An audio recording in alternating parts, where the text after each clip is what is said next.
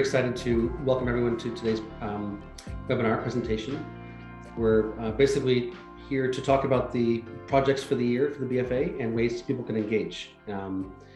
We've all been through a last couple of years when things have been different than they were historically, and we've pivoted or moved from our initial work on nutrient density to something much more exciting. So we're really looking forward to talking to you about chapters and where you can engage with the Beef Project and Citizen Science and grower partners and membership and agronomy, lots of hands-on things. So my name is Dan Kittredge. I'm the founder and executive director of the Bionutrient Food Association, and I'm really excited to introduce you all today to some of the core people we've got on the team. And not everyone, but at least some of them, and the ways, who they are, and the way that they're managing the key pieces of the organization. So you can get a real personal touch there. So that's really the broader agenda, is to lay out the plan of the year for ways people can engage, and hopefully engage some conversation about your questions and sort of evolve this process together. So I think I'll leave it there as far as the general introduction is concerned. For those who've been part of the BFA for some time, we've had an annual conference called the Soil and Nutrition Conference. We did it electronically last year, and we're planning on doing it again in person this fall. Looks like right now the first weekend in December here again in Massachusetts. So that's an exciting piece for a lot of people who really value that personal time together and that opportunity for inspiration and community. So definitely, I would say, pencil that into your calendars right now, and we'll have more details next month as far as logistics are concerned. The next piece I want to talk about is a chapter piece. Introduce Stacy. So we've, early on in the organization, when a lot of our work was really courses and workshops, presentations at conferences, 2-day courses and things. There were local groups who said, this is really exciting. We want to be able to implement this here in our local area. We said, great, that's awesome. That's the vision, is this is horizontal and spread across the ecosystem. And so we started a program called local chapter program. And we never really had the capacity internally to support that as much as we would have liked, as much as people who were there on the ground wanted. And even yet we had a core group of people, probably 15 or so chapters at various points in time before the pandemic, that were operational around mostly North America. And a lot of that has sort of quieted down in the last couple of years, but we're very excited to be bringing that forward again. And really, we're now in a place with our staff internal capacity to really support that. So maybe I'll just hand it over to Stacy, and you can do a quick introduction, Stacy, of the chapters and the way we're looking to engage and wanting people to reach out if they are interested. Okay. Well, good afternoon. My name is Stacy Smith, and currently I am executive assistant and chapter leader coordinator. Right now, we are looking the broad scope. Our vision for chapters is to eventually have a hub or demonstration garden, perhaps, as the meeting point for chapters, a place where people can see in real time the principles and building soil health and growing, seeing that hands-on. Eventually, that would be fantastic if we had a location like that in every city. But currently, right now, what we are looking to do is mainly connect people, like-minded people with similar interests around the principles and the work of the BFA, and just around the general concept of increasing quality in our food supply. So we, over the past, I would say 6 months, we've seen an increase in willingness and interest into starting new chapters across the country and even globally at this moment. So what we're asking people to do is really informal at the moment, and just reach out to others, forming more informal groups. And whether you're a group of foodies or experienced growers, building out those groups and meeting, maybe taking farm tours, really starting basically with just developing a network and communicating with those around you. And I know in current times that could either look like a virtual meeting via Zoom, or if people are comfortable meeting in person. We've had a lot of talk with current chapters that are operating, and we would like to be able to post on our website some chapters that are currently meeting. We do have a call with chapter leaders the last Tuesday of the month where we talk and address some questions and figure out what support current chapters are looking for. There is a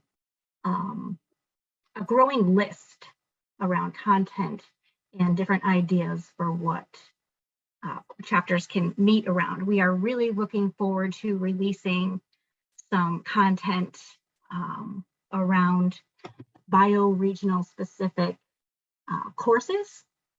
So if, let's just say in Zone 5, it's time for seed starting, we would like to release some of that content and have your group or chapter review it. And then we were looking to announce a live Q&A for members to meet and be able to submit their questions ahead of time, and in attendance, maybe meet at one house and have everybody have a potluck perhaps and participate in that webinar. One of the other programs we are looking to do is host meter parties. And so we know there are quite a few meter holders right now, people who have ordered the Bionutrient meter, who are looking to participate and submit samples. So our idea is to host a meter party at your house, have a group of friends come over, have some dinner. Everybody brings some produce, some of our selected crops that we have calibrations for now with the meter, take some readings, and then go ahead and submit those samples and send them in and be part of our meter community program.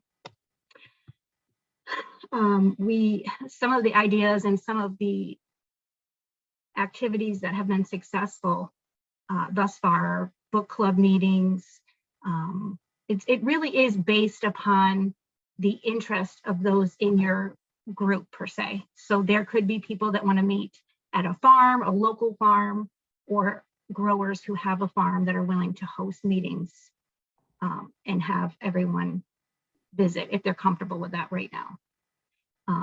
The overall message is that we just want to be able to spread the word, and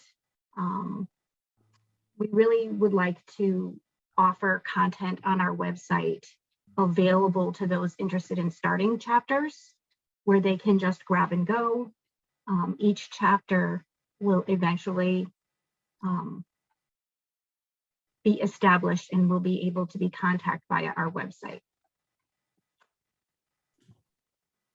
I don't know if that is everything that I needed to say, but I'm hoping that if anybody has inquiries or would like to start chapters in their area, we do have a chapter email. So feel free to email us at chapters@bionutrient.org. We will definitely be in touch, and currently we will connect you with some of our chapter leaders that have chapters that have been running successfully, and they would love to help out and give a little bit of guidance on what it encompasses and how they've been able to be successful. Yeah. So it's a process that's been going on for a number of years, and we've got some great people on the ground around the country and around the world who've been doing great stuff. We're going to be launching, as part of the whole new membership page on the site, this sort of chapter function where you can get in there and you can see who the local chapter leaders are, and you can reach out to them. And if you want to be one, just put yourself on the map and say, maybe I don't want to start a chapter, but I'm interested in being reached out to by people around me, and sort of create that organic web. So yeah, Ellen is there, just posted about the Westchester chapter. They're one of the most strong and well-established ones, owns the chapter there. I think her co-founder is on the call as well, Doug, it looks like. So welcome to both of you. So yeah, it's an evolving process. We think we're experiencing tons of engagement and interest from people around the planet saying, hey, I want to be involved. So if you are in that list and want to be involved, feel free to reach out, as Stacey said, to her, and we'll be keeping everybody up to date as how that keeps growing. But yeah, we're excited about being in a place to be able to take that on now in a way we never have. So thank you, Stacey. Okay, thank you. Great. Faith, do you want to go next and talk about the Yeah, soil health coaching? yeah, that would be great. It's something we've had it going on for a number of years. Again, David Forster was formerly our staff agronomist. He's still on the board, but he's no longer doing that. He's sort of transitioned over to Faith, and she's been practicing for a long time, offering basically free guidance to people who've reached out. And now we're in a place to be able to say more formally, this is a value, a membership benefit. And so Faith's going to talk about how that's what it is, what it looks like. And she's very clear about the fact that this is not agronomy support, but it's soil health coaching or guidance. So Thanks. and longtime chapter leader as well from Iowa. Yeah. So Faith Reeves, newest member to the BFA team, and I chose to have the title of soil health guide versus agronomist. It just resonates with me a little more, and I really am focused on soil health versus just soil chemistry, which agronomy means more than that, but soil health kind of encompasses all of that. So I've been a BFA member since 2015. I've been a soil health enthusiast since 2009 is when I took my first month-long course with Elaine Ingham. I got inoculated way back in the beginning of my adult life, or beginning of my farming career. And that's right around the same time that I started farming. I'm a perennial, a perennial student. I am a permaculturalist. I am a, microbe lover. I love making compost. I love advising on how we might increase the biological function of our soil. So I started going to the BFA Soil and Nutrition conferences back in 2015. I was the woman in the back, always raising my hand, asking a million questions, and trying to pull the patterns of soil health, plant health, human health, soil chemistry, biology, soil function, trying to pull it all in together into one picture.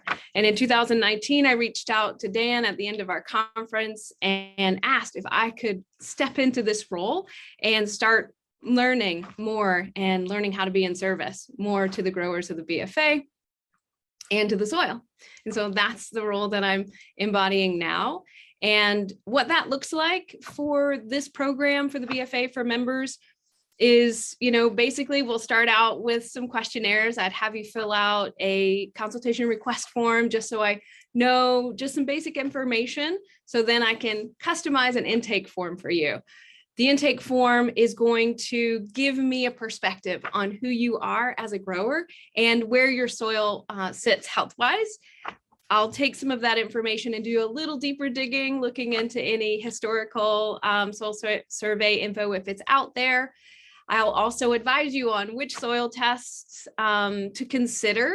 I have a few that, we've always recommended the Logan Labs soil report. It's our soil test. It's a standard soil test, a Malic 3. I use an ammonium acetate if the pH is over 7.2 to get a little clearer picture of your CEC, but it's still just that standard soil test extraction. And then I also recommend a deeper extraction, a total digest from Midwest Labs is the lab that I like to recommend.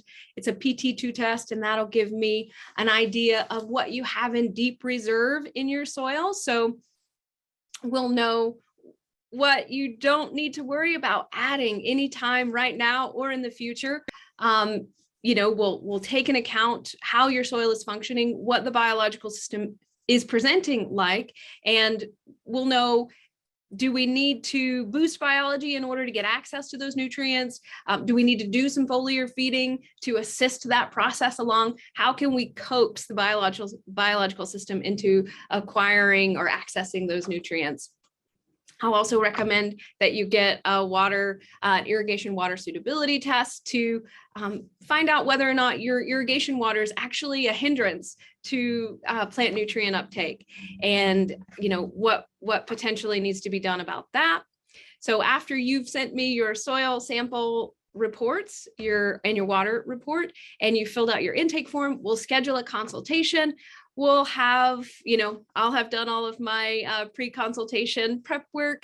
We'll sit down, we'll have that call. It can last anywhere from an hour, but honestly, it usually lasts about an hour and a half. It depends, if this is our first consultation together, and we'll discuss your burning questions that showed up on your intake form, anything that came up between you filling out that and your consultation. We'll go over your submitted sample IDs. We'll talk about the soil structure. We'll talk about the soil biological functioning. We'll talk about timing. We'll talk about fertility management, all of those things. And then after your consult, I'll give you a follow-up email that will just summarize what we talked about, offer you some suggestions on some fertility inputs and management practices, and leaving that window open for further engagement. So CEDAR members, we've changed our labeling, I think, for our membership tiers. So the CEDAR member, which was the Vital membership, that service is fee-based at $65, and then that's a BFA special price. And then planter members who were grower members have one of those consultations annually as a benefit with their membership. And I would assume all the other tiers above as well. Yeah, so that's what I got. Beautiful. Thank you, Faith. Thank you very much. And looking forward to that all being engaged much more actively. I'm seeing a couple questions pop up in the Q&A here. I think we'll try to save them until after all the basic presentations are made. But yes, anyone who've got questions during any of the presentations, feel free to type them into the Q&A, and then we'll hopefully have the last half hour or so for that back and forth. All right, let me see. So we have, let's do Stefan next. You turn your camera on, Stefan. All right, there he is. Good morning, everyone. Thank you for attending. Let me share my screen. Yeah, just quickly, our big new project this year is defining nutrient density. We've been talking about nutrient density for a long time.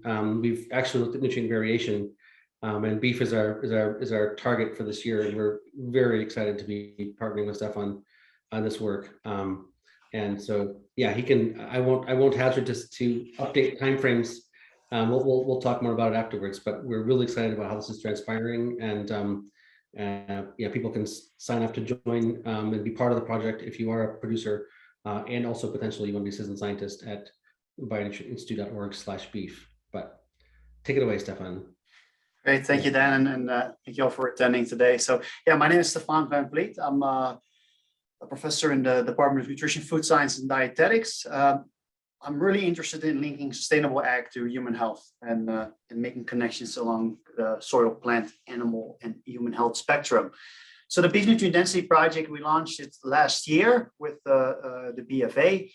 And essentially our goal is to determine nutrient density in beef to begin with from more than 250 plus farms, including grass-fed and grain-fed systems, and anything in between really, because there's large variations amongst those systems too. And then link these back to causal factors of management, soil health, and forage feed quality, essentially answering the question, do more sustainable practices, if you improve soil health, forage quality, animal health, does it improve nutrient density? So what we've been doing is we've been performing deep metabolic profiling, 500 plus unique compounds. So these are distinct from most of the analysis done that are generally in food laboratories that give you an indicator of maybe a handful of nutrients. So we go far beyond omega-3 fatty acids. And indeed, our central theme is what's the relationship between soil, plant, animal, and human health along this continuum. And by improving one, do we improve the other? So metabolomics is a technique that is used for metabolic profiling. Metabolites are intermediates or end products of metabolism. Now, certainly not all metabolites are nutrients, but all nutrients are metabolites, and we can nourish ourselves with that, but also nourish the animal by what we feed the animal. So we've been obtaining meat samples, also soil and forage samples. We've been processing those in our lab, and then we run them through a mass spec for our metabolomics analysis. The sample is scanned for about an hour, and every unique compound has a different weight, and they come off in our software, and we can determine which compound this is. For instance, one example would be anserine, which is a major antioxidant found in beef. So we get 500 of these compounds. To make sense of it, we do a bioactivities analysis, and we cluster these compounds into various nutrient classes, such as polyphenolic compounds, amino acids, fatty acids, vitamins, etc. So what I'll present on is data that we have so far that is from 36 samples. These were 18 grass-fed samples and 18 grain-fed samples. So we identified almost 600 unique biochemicals in beef. So I would say this is the largest metabolic profiling of beef to date. And we compared grass-fed versus grain-fed samples. And even to my surprise, we found a 65% difference between grass-fed and grain-fed samples, which go far beyond omega-3 fatty acids. And then, like I said, this is oftentimes what we hear, right? The omega-3 fatty acids are different, but other than that, there's not that many differences. Well, maybe not in terms of protein. And in terms of maybe things like iron, but only a handful of those nutrients appear on food labels. But the food matrix contains hundreds to thousands of bioactive compounds that can impact human health. So we've been focused on omega-3 fatty acids, but if we actually go much deeper than that, we see that there's large differences between beef from various systems.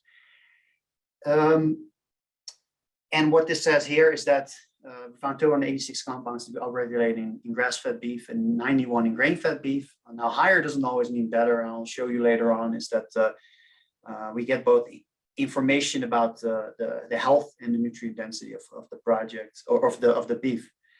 So we have these 500 compounds, right? So we have to make sense of it, and this is sort of a large overview of like a 10,000 foot view on the data. And as you can see here, even if you don't know anything about metabolomics, on the left, you can see that all the grass-fed samples clustered together.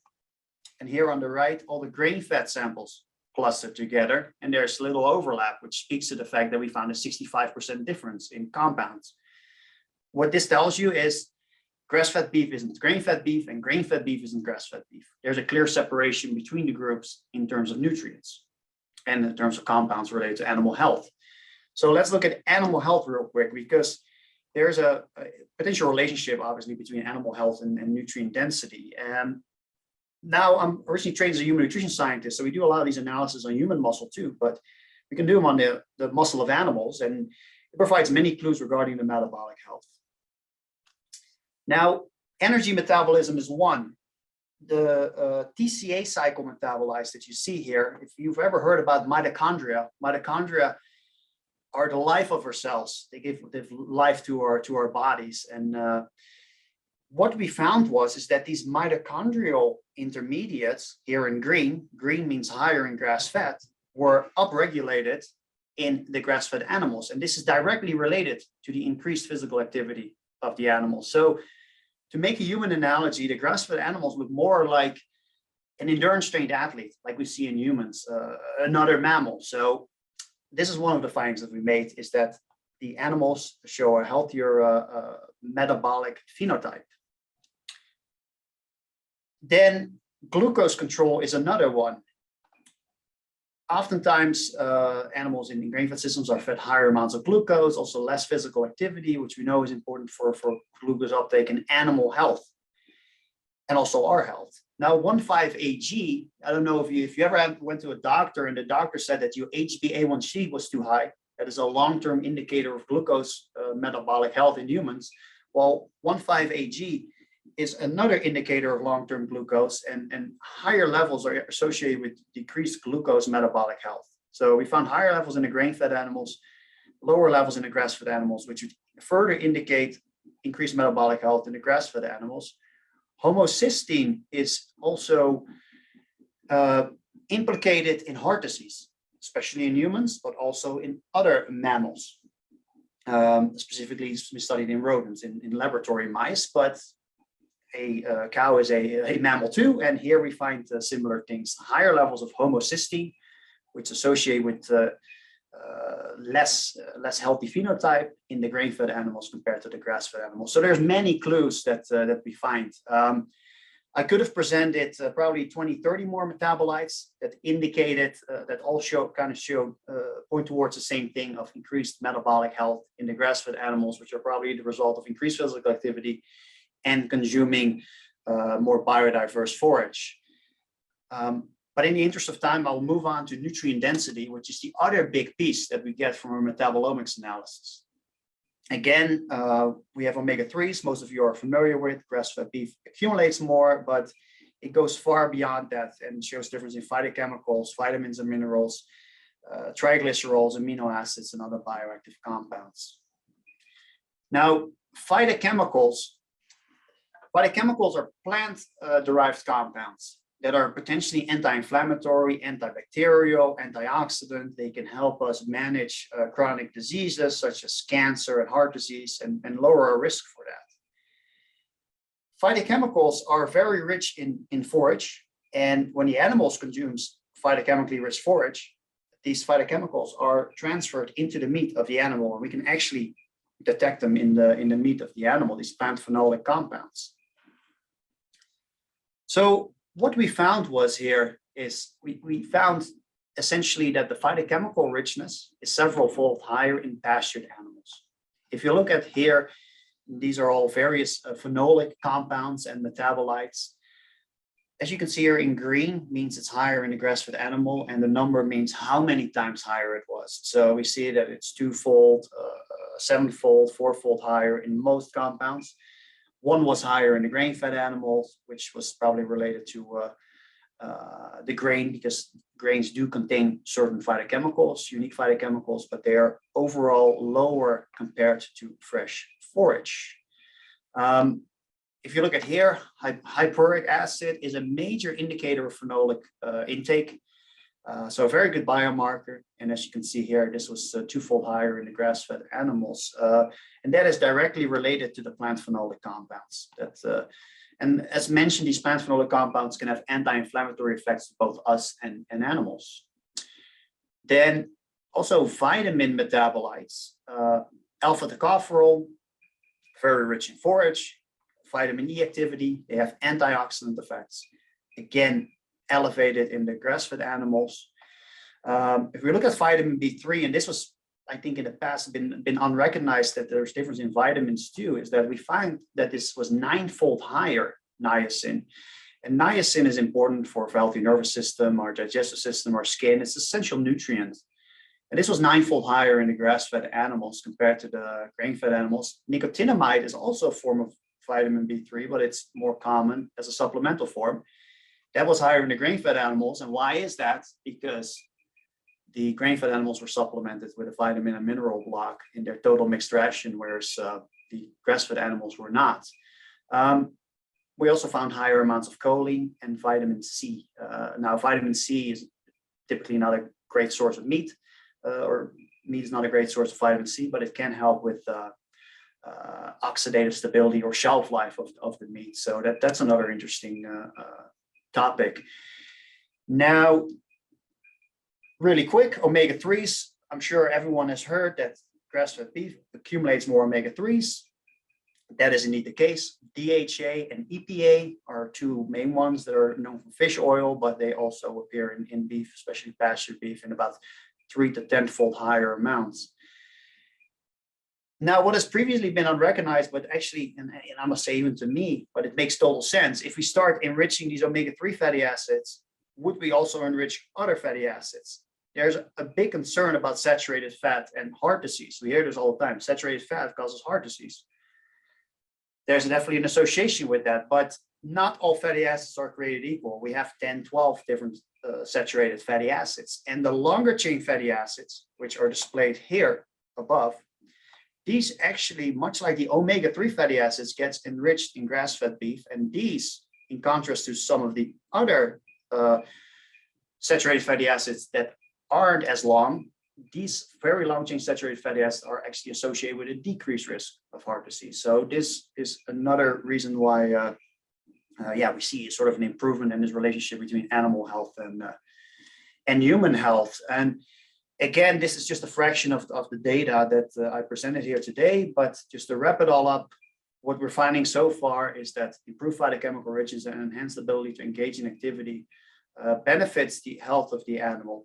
Now, I must point out that our data does not per se indicate that finishing beef on grain is unhealthy, but it certainly many studies suggest that it's also compatible with good health. But as compared to grain-fed beef, the pasture-raised animals do show indicators of animal health and nutrient density improving. And that is my part of the presentation, and I look forward to your questions later. Thank you, Stefan. You actually made a number of very strong statements, but you couched them very gently. So, well, I got to stick with the data, with what the data says, of course. So. People who want to listen to the recording, and it will be available afterwards, and listen very closely to what exactly he's saying with each of those slides.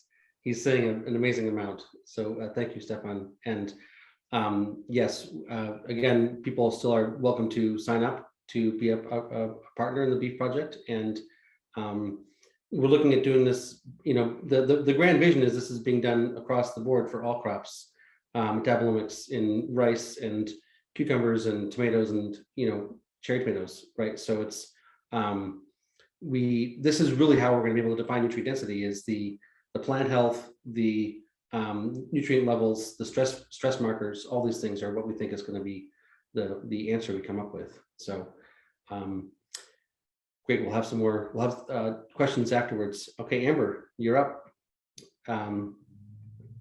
So this is, we've done a lot of work over the past 5 years. Some of the chapter leaders were unhappy 5 years ago when we started the Real Food Campaign and started the work with nutrient density, because we were prioritizing energy around, that science side of things.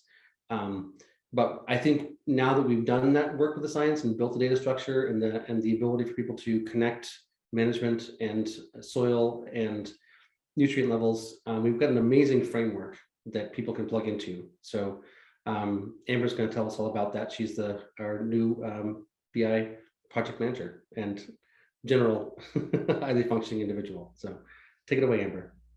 Thanks, Dan. All right, so yes, as Dan mentioned, I am the project manager for the Bionutrient Institute. For the past 4 years or so, we've been working with a very dedicated group of grow partners and citizen scientists who've been sending in their crop and soil samples to our lab. And what we've done at the lab is that we've analyzed these crop and soil samples to look for the nutrient levels that you see on the screen here. I won't name them all because that's boring. And what we have been able to do, though, or what's really cool, is that we take all this information from all the grow partners and all the citizen scientists that we've been working with, and we actually put it into a really big database that has a really nice user-friendly interface. That's the word I'm looking for.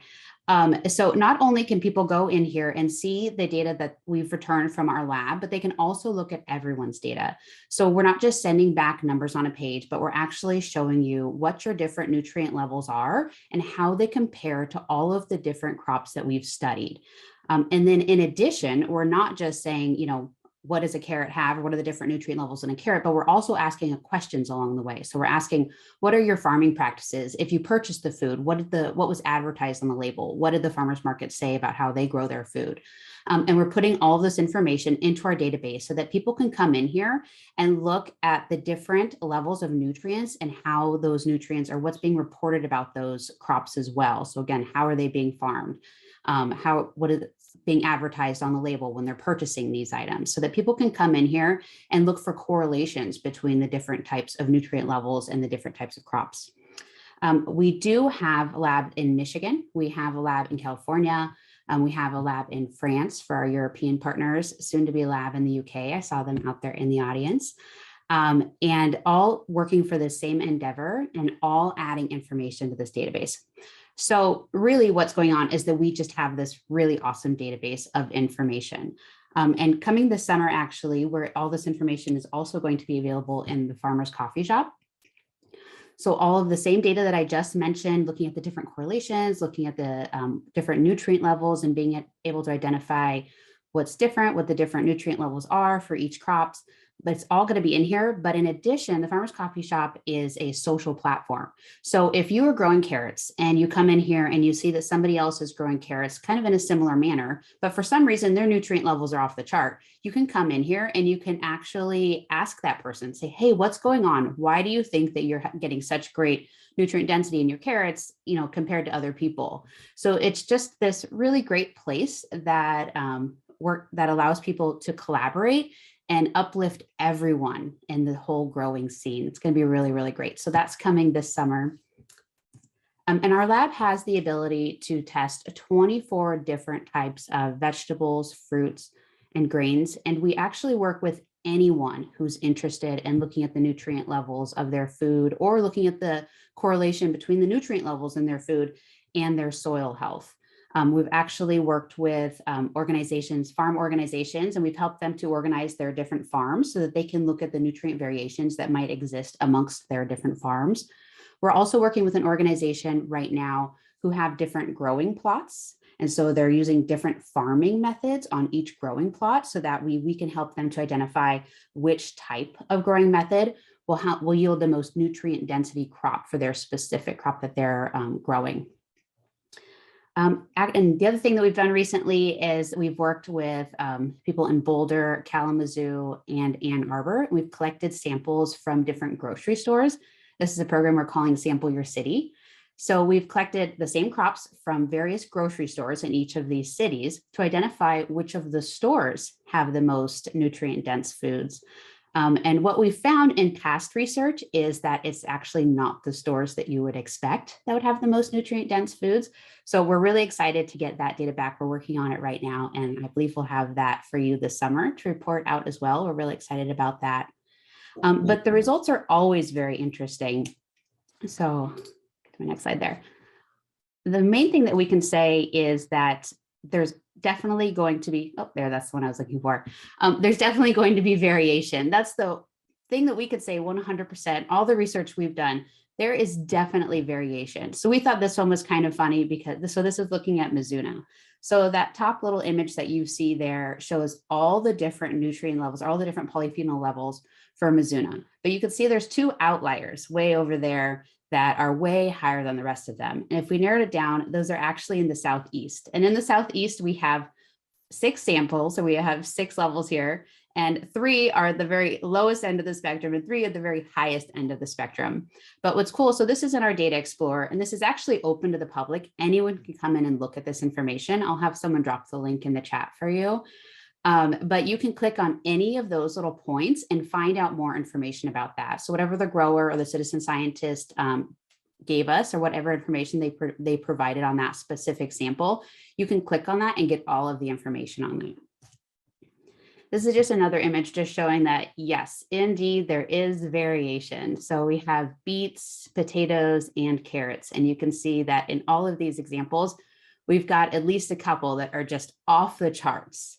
And so what I know everyone's thinking is why, right? Like, why are there some that are just off the chart? So that's another one where you can go and you can click on it and look like what's going on with that specific sample.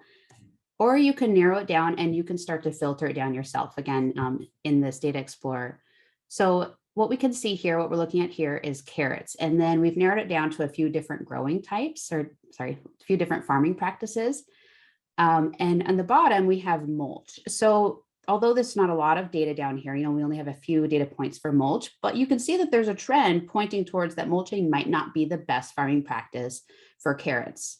And you can come in here and you can look for different types of trends depending on the specific type of information you're looking for.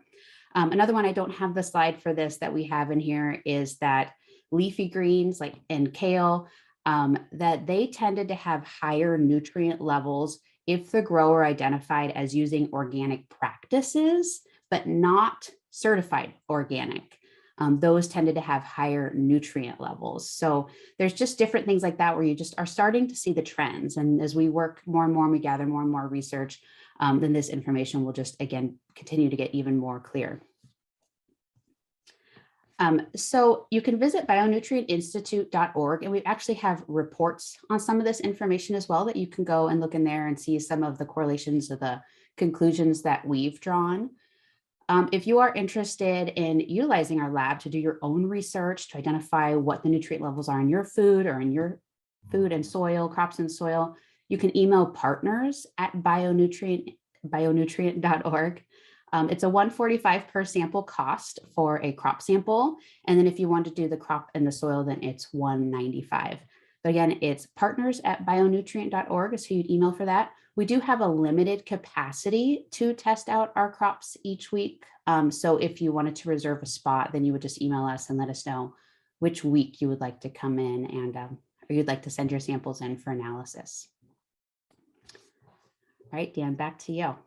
Great. Thank you very much, Amber. Very exciting. And yeah, the whole point is, we've been spending the last few years putting this all together. And so now, you can really engage and see where you're at and see where your crops are at, what you're buying, work with people in your city. If you're part of an organization, have a number of growers send in and learn together. But the opportunities are very exciting. So, all right, we've got about 15 minutes left and a few questions in the Q&A. So I would like to welcome all the panelists to turn their cameras back on if they'd like, and we can, I'll just start directing questions across the room. All right, I'll just, I've entered a couple in text. Shire Farm asks, what is the relationship between bionutrient chapters and mineral depots? Mineral depots is something we've had going on for a number of years. We're, at least for the time being, trying to sell out the inventory we've got. So that's there's a whole bunch of minerals that are there and available to any member.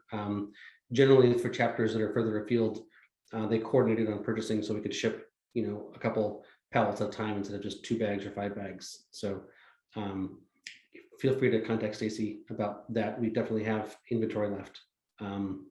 So, all right. Let me see. Global Robin says, good work on animals. Is this cattle only? Do you intend to extend to wild seafood?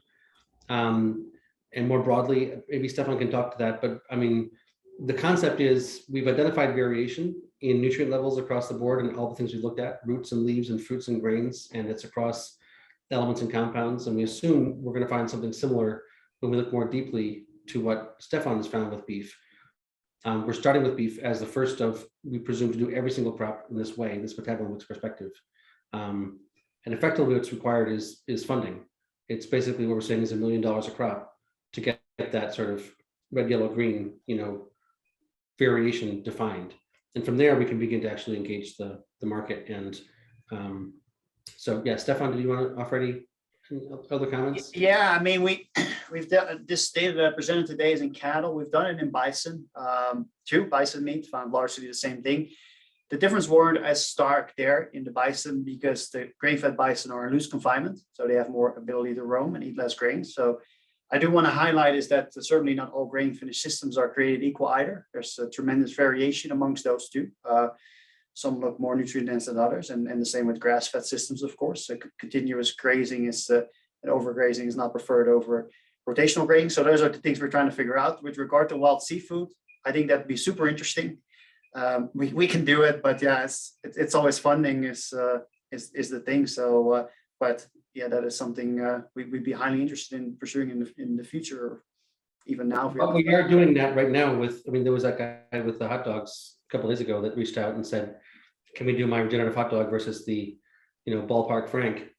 And yeah, I mean, I mean, you can go into the nuances, and I think probably, plugging in either with Amber or with the bionutrientinstitute.org/beef, site for how to connect would be the thing to do. But as I understand it, you're running chicken in the next batch that's going to be happening, right? So basically, the update broadly in the beef project is that we're running our first samples at the end of the month. So we'll have some raw data out when, Stefan, and do you want to talk about the timeline about that publication as well?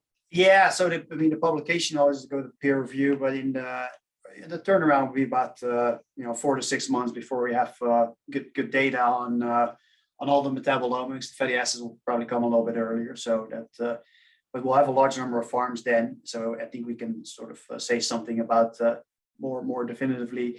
And like I said, we expect a whole range amongst the systems, of course. So it's definitely not black and white. So I want to highlight that. Yeah, it's a continuum, and Yeah. we'll be, having some raw data by the summer and Mhm. something submitted for peer review by end of year, we're saying, or Yeah.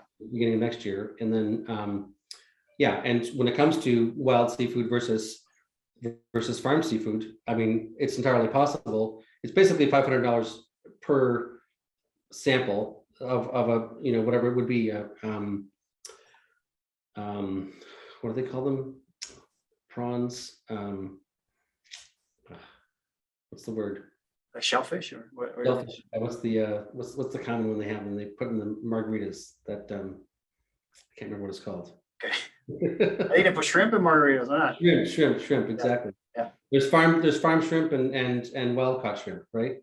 Yeah. So if people want to submit three farmed shrimp samples and $1,500, and 3 wild caught shrimp samples and $1,500, for $3,000, we can begin to characterize the variation, right? That's basically the process. Yeah. We've got a process to look at these many compounds, and so you can submit anything into it and begin to identify that variation across the board from this more metabolomics nutrient density perspective, as Yeah. opposed to the nutrient variation thing we've been doing in the past. So Mhm. that broadly is where we're going with this, is not just to do beef, but to do crops comprehensively. And to do each one systemically is $1 million, but for a few thousand, you can begin to characterize that variation if you want to. Mhm. I think that's a fair statement. Yeah, That's the first statement. cool. All right. Faith Shire asks cost to budget for these tests. I think that was coming in about the soil tests and the water tests. Yeah. So the Logan Labs traditional test is $35. We request that you get the Agdyne 3, which just gives us a few more parameters, a few more elements are tested. If you have a soil pH that's above 7.2, there will be an additional $5 charge for that added extraction solution, the ammonium acetate that they will use to determine your cation exchange capacity. And that will just be billed to you separately. So when you take your soil samples, you will print off the modified Logan Lab submission or sample submission worksheet. You can use that for both soil and water. There's this little checkbox there. You can check what type of samples you're sending in. And so for each soil sample, which would have an independent sample ID, each location that you sample, that's $35. So you would add that in with your, you would write a check and put that in the box with your soil samples. Same with the water sample, just a 4-ounce bottle of water. Make sure it's tightly sealed. I put mine in a plastic bag that's sealed, a Ziploc bag that's sealed. I even tape tape the lid on, make sure it doesn't come off during shipping.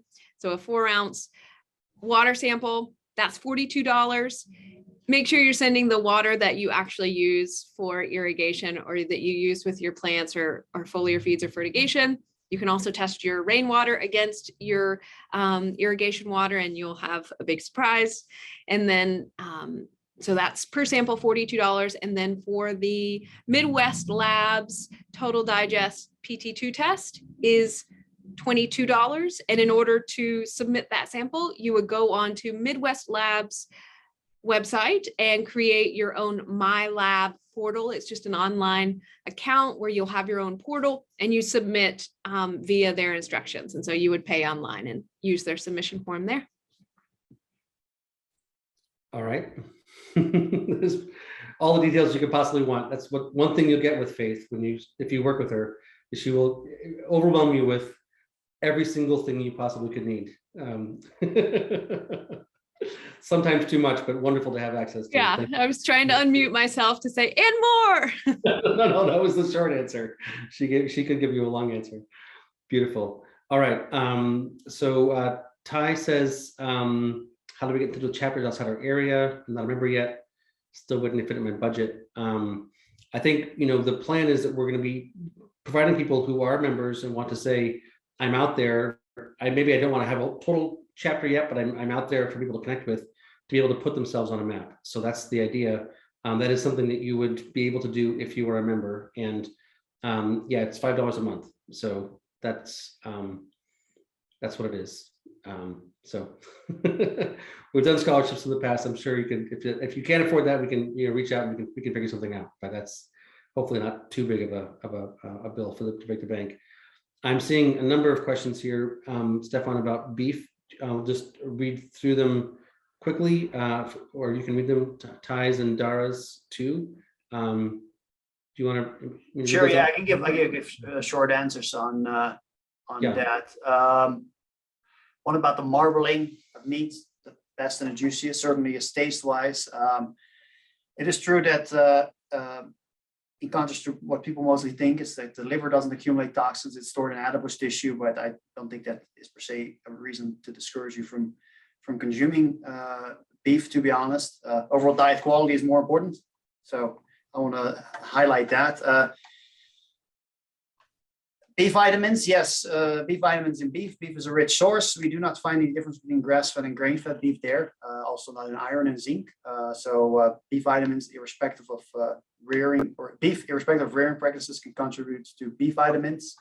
Does anything show that feedlot beef is bad for you, aside from the missing? No, I wouldn't say that. It's a better way of saying is that pastured beef, grass-fed beef, concentrates additional health-promoting phytochemicals and other metabolites. But grain-fed beef, as many studies suggest, when consumed as part of a healthy diet in moderate amounts, is compatible with good health too. And we must be realistic. The reason why we have metabolic health issues in the US is not because we're consuming grain-fed beef, it's because consuming standard American diets that are rich in whole parts of processed junk. So we must be that realistic. And finally, from Jailhead, when will insect/fermented/cellular alt proteins be compared? From Trip? I mean, as soon as you send in samples, Trip, basically we're looking at doing all that. I think you've done a few of the impossibles, but we're hoping to do a complete spectrum. So again, it costs dollars to send samples in, but we would love to do all these things. Yeah, we've studied the Impossible Burger indeed, and yeah, I mean, the short end of it is that there's beneficial things in the Impossible Burger that are not in beef, and there's beneficial things in beef that are not in the Impossible Burger. They're about as different as you expect an plant and animal source food to be. All right, Amanda's question, I think that's back for you, Faith. Labs in Canada that do similar tests.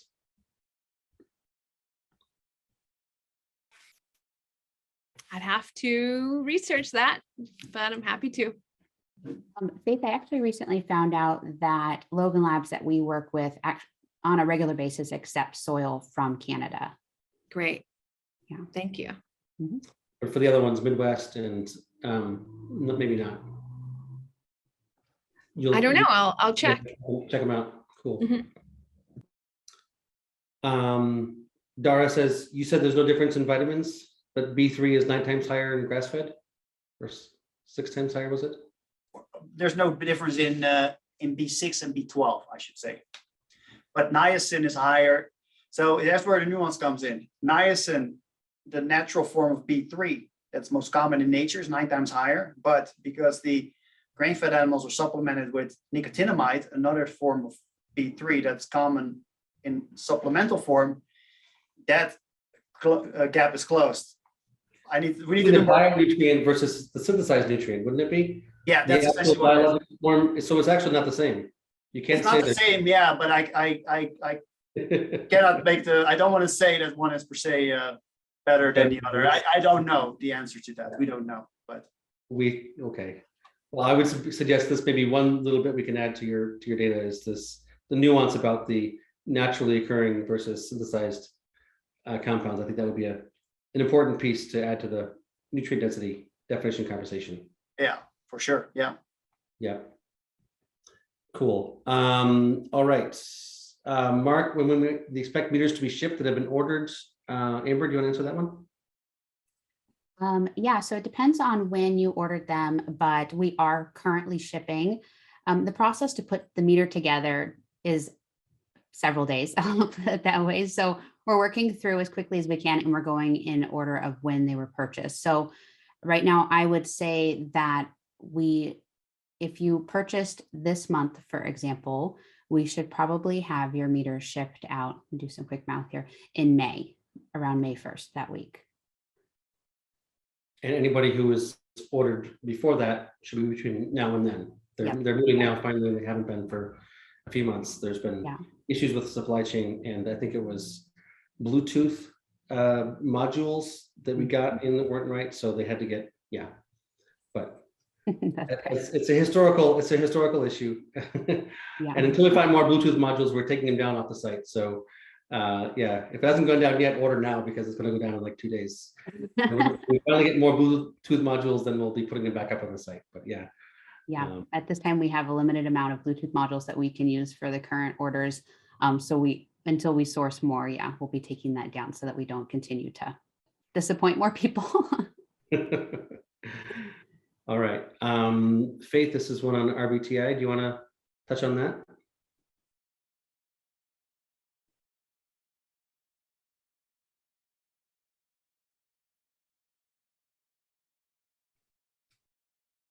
You're muted if you're trying to talk. Yeah, so I haven't studied RBTI enough to be able to speak directly to it. Yeah, I mean, he's speaking to and maybe he's talking about Reams, who has passed. It's really hard to get. Well, good information on RBTI is we've got a few things in the archives, but tracking it down and really understanding it, you got to really find the elders that actually are doing it in many cases, and there's not a lot left. So, cool. All right. Well, I think we're out of questions, and we're just about at the end of the hour. So if no one else has anything they'd like to bring up, I could say thank you all for being here, and hope you found it illustrative and inspiring, and maybe energizing. And we look forward to engaging with you as we go through this year and in the future. So great. Yeah. Any final words from anybody else here? I would just like to say, I know there was a lot of question about how to get a hold of you. So if you wanted to make that your email available, Me? Faith, and also with general questions, feel free to send those to info@bionutrient.org and chapters@bionutrient.org. And I believe Amber was saying there's also partners at bionutrient.org. If you're interested in crop and soil testing, absolutely. Email us at partners@bionutrient.org. Dan, there's one question about the recording. Yes, I think this is being recorded and will be made available publicly to everyone probably in the next few days. Yeah. And you can reach out to me directly at faith@bionutrient.org or agronomy@bionutrient.org. Haven't changed that one over to soil health yet. Yeah, we'll change that. Yeah. Great. Okay, Stefan, any final words? No, I mean, I thank you all for the support, and I'm excited to work with you all on this, and figure out how we can make food as nutrient dense and produce it in the most sustainable ways we can. Wonderful. All right. Thank you all.